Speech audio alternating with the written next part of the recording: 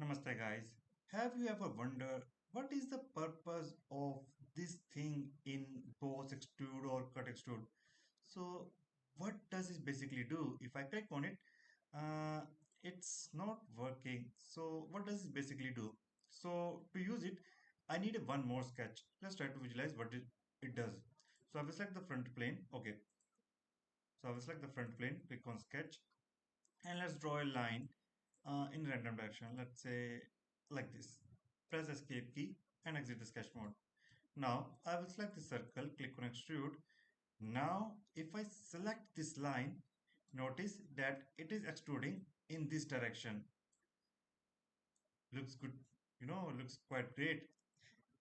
Just to let make it clear that this thing will not work on curved lines. If you use circle or semicircle or another tools, it will not work on curved lines, only straight lines. And you can adjust the height as per your requirements, and you can give it counter. So it will make it quite better. If I click OK, this is how it looks like. Hmm. Hope you guys learned something from this video. If you have any kind of doubt inquiries, feel free to ask. Thanks for watching and have a great day. Namaste.